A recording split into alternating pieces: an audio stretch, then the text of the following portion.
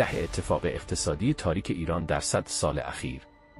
توی 100 سال اخیر، ایران بحران‌هایی رو تجربه کرده که اقتصاد و زندگی مردم رو برای همیشه تغییر داده. اینها تاریک‌ترین اتفاقات اقتصادی معاصر ایران هستند.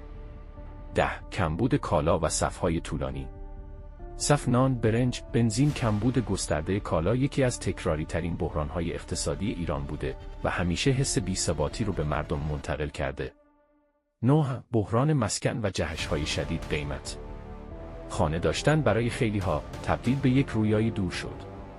قیمت‌ها انقدر بالا رفت که طبقه متوسط عملاً آب شد. 8. تثبیت قیمت‌ها و ایجاد بازار سیاه. وقتی قیمت‌ها دستوری کنترل شد، کالاهای اساسی نایاب شدند. همه چیز دو قیمت پیدا کرد، یکی روی کاغذ، یکی در واقعیت. 7. نوسان‌های شدید بازار ارز. اختلاف بین دلار رسمی و آزاد، پایه تمام بحران‌های ارزی بعدی شد. بازار ارز سالها غیرقابل پیش‌بینی باقی موند. 6. خصوصی سازی‌های بحث برانگیز.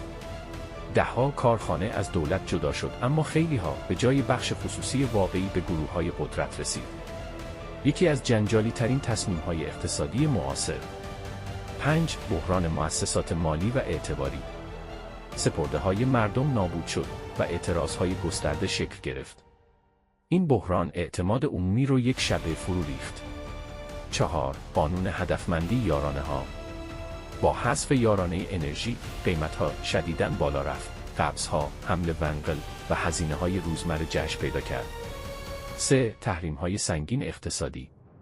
کاهش صادرات، افت ارزش پول، محدودیت بانکی و فشار سنگین معیشتی. یکی از تاریک‌ترین دوره‌های اقتصادی یک قرن اخیر. 2. جهش‌های تاریخی دلار و سقوط ارزش پول ملی. دلار چند برابر شد، قدرت خرید بارها نصف شد. یکی از مخربترین شوک‌های اقتصادی تاریخ. 1. تورم مزمن و گسترش فقر، تاریک‌ترین. تورم چند درصدی دائمی. افزایش مداوم قیمت‌ها. و فقری که هر سال عمیق‌تر شد. بدترین و طولانی‌ترین بحران اقتصادی ایران در 100 سال گذشته. به نظرت تاریک‌ترین بحران کدوم بود؟